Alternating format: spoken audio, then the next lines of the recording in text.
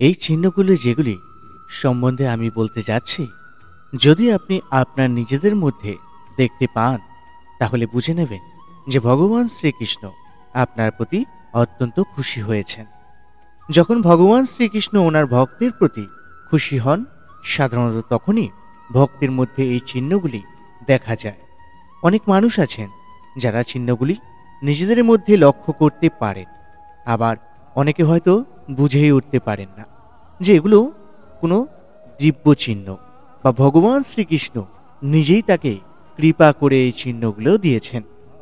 তাই এই ভিডিওতে এমনই 5টি বিশেষ চিহ্নের কথা আপনাদের বলবো, যে চিহ্নগুলো যদি আপনি আপনার নিজের মধ্যে দেখতে পান বা অন্য কারোর মধ্যেও দেখতে পান, তাহলে বুঝবেন আপনার প্রতি বা সেই ব্যক্তির প্রতি ভগবান শ্রীকৃষ্ণ অত্যন্ত প্রসন্ন ও খুশি হয়েছেন এবং তার উপরে অশেষ কৃপা করেছেন। অনেকদিন ধরে পূজা পাঠ, প্রার্থনা ও সাধনার ফলে যখন ভগবান তার ভক্তের প্রতি প্রসন্ন হন, তখনই তিনি তার ভক্তের মধ্যে এই চিহ্নগুলি দেখিয়ে বোঝানোর চেষ্টা করেন যে তার উপরে ভগবান প্রসন্ন হয়েছেন। এছাড়াও এই চিহ্নগুলি এটাও বোঝায় যে সে ব্যক্তির জীবনে আধ্যাত্মিক উন্নতি হচ্ছে এবং তিনি কখনোই একজন সাধারণ মানুষ নন। তাহলে চলুন আর দেরি না করে জেনে নেওয়া যাক যে এই 5টি বিশেষ চিহ্ন কি কি। প্রথম যে চিহ্নটি আপনি আপনার শরীরে দেখতে পাবেন, সেটা হলো আপনার চোখের আকৃতির পরিবর্তন হয়ে যাবে। আপনি যদি কোনো সিদ্ধ পুরুষের চোখের দিকে তাকিয়ে দেখেন, তাহলে ওনার চোখের মধ্যে আপনি অদ্ভুত এক আকর্ষণ খুঁজে পাবেন। শাস্ত্রে এই ব্যাপারে বলা হয়েছে যে যদি কোনো ব্যক্তি ঈশ্বরের নাম, জপ, ধ্যান ইত্যাদি করেন, তাহলে ধীরে ধীরে তার চোখের আকৃতির পরিবর্তন হয়ে যায় এবং চোখের মধ্যে এক অদ্ভুত সুন্দর আকর্ষণের সৃষ্টি হয়, যা দেখে প্রত্যেকটা মানুষ ওনার প্রতি মুগ্ধ হয়ে যায়। এরকম ব্যক্তির চোখের দিকে তাকালে মনের মধ্যে নিজে নিজেই একটা শ্রদ্ধা ভাব জেগে ওঠে। তার চোখের মধ্যে এক কোমল ভাব ফুটে ওঠে, যা সব সময় অন্য মানুষদের মনে শান্তি প্রদান করে। যদি এরকমটা আপনার সাথেও হয়ে থাকে, তাহলে বুঝবেন যে ভগবান শ্রীকৃষ্ণ আপনার উপরে অশেষ কৃপা করেছেন এবং আপনি আধ্যাত্মিক দিকে ধীরে ধীরে এগিয়ে যাচ্ছেন। দ্বিতীয় যে চিহ্নটি নিজের শরীরে দেখতে পাওয়া যায়, সেটি হলো মুখমণ্ডলে একটা দিব্য ভাব ফুটে ওঠা। এই ব্যাপারে শাস্ত্র বলছে যে যখন কোনো ব্যক্তি ভগবানের অত্যন্ত প্রিয় হন, অর্থাৎ ভগবান যখন কোনো ব্যক্তির উপরে অশেষ কৃপা করেন, তখন সেই ব্যক্তির রূপের মধ্যেও একটা পরিবর্তন লক্ষ্য করা যায়। কারণ আধ্যাত্মিক বলের কারণে তার মধ্যে এই ধরনের পরিবর্তন আসা শুরু করে এবং তার মুখের এই দিব্য ভাবের কারণে প্রত্যেকটা মানুষ তার মুখের দিকে তাকালে আকর্ষণ বোধ অনুভব করে এবং মনে মনে শান্তি অনুভব করে। এছাড়াও যার মুখের মধ্যে এরকম পরিবর্তন আসে, সে নিজেও এই জিনিসটি খুব ভালোভাবে প্রত্যক্ষ করতে পারে যে তার মুখে একটা দিব্য ভাব ফুটে উঠেছে এবং এটা তার জন্য অত্যন্ত ভালো একটি চিহ্ন, যা ঈশ্বর দ্বারা সে স্বয়ং নিজে পেয়েছে। তৃতীয় যে চিহ্নটি আসে, সেটা হলো শরীরের চারপাশ থেকে বা শরীর থেকে সুন্দর গন্ধ আসা। বন্ধুরা, এই জিনিসটা হয়তো আপনারা কখনো কখনো লক্ষ্য করে থাকবেন যে যখন কোনো বড় সাধু বা মহাপুরুষের কাছে যাওয়া হয়, তখন তার দেহ থেকে এক দিব্য গন্ধ অনুভব করতে পারা যায়, যা আপনার মনকে একদম প্রসন্ন করে দেয়। শাস্ত্রে এই কথা বলা হয়েছে যে যখন ব্যক্তি ভগবানের কৃপা লাভ করে, তার শরীর থেকে এক দিব্য গন্ধ বের হতে থাকে এবং এটাও বলা হয়েছে যে এরকম ব্যক্তির আশেপাশে অন্য যোনি থেকে আসা বিভিন্ন জৈব আত্মা ঘোরাফেরা করে এবং তাকে রক্ষা করে।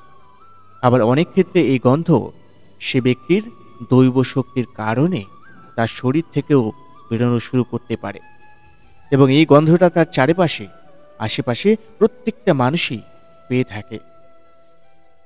চতুর্থ যে চিহ্নটির কথা আমি বলবো, সেটি আপনি নিজের শরীরে পাবেন না।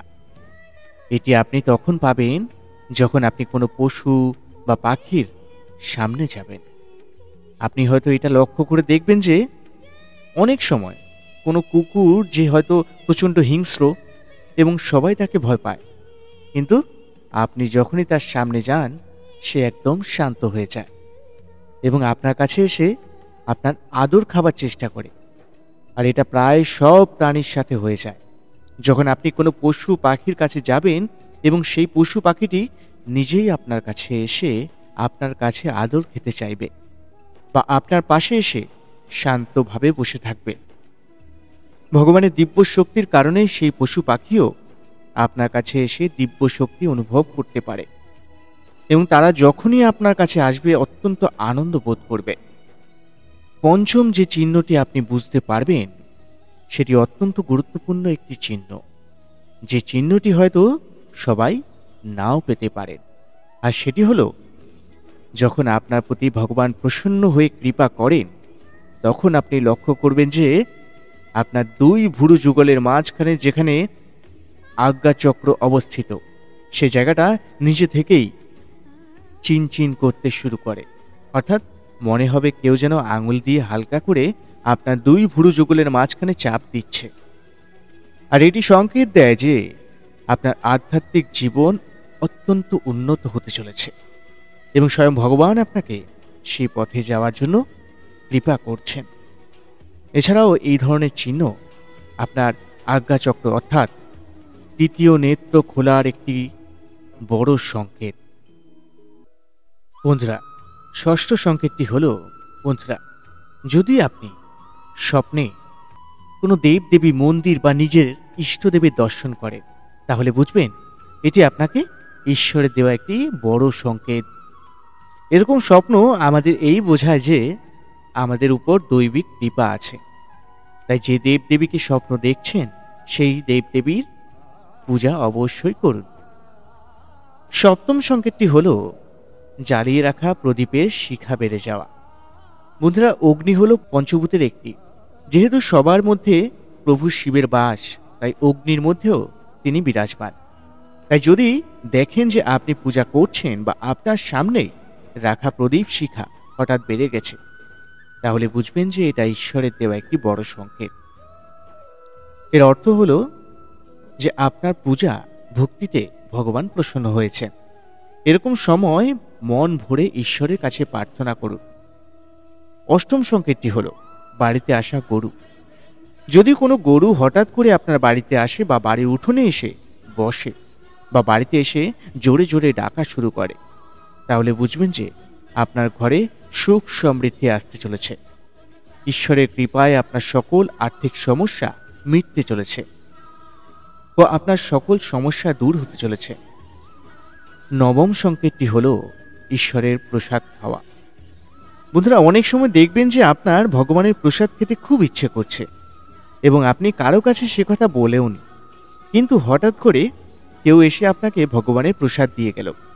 এরকম হলে বুঝবেন যে ভগবানের বিশেষ কৃপা দৃষ্টি আপনার উপরে আছে এবং আপনার মনের ইচ্ছা ভগবান শুনছেন। নমস্কার বন্ধুরা, আজকের ভিডিওটি এই পর্যন্তই। এই 9টি সংকেত যদি আপনারা পেয়ে থাকেন তাহলে অবশ্যই কমেন্ট বক্সে কমেন্ট করে জানাতে ভুলবেন না। আর এই চ্যানেলে নতুন হয়ে থাকলে অবশ্যই চ্যানেলটিতে সাবস্ক্রাইব করে রাখবেন।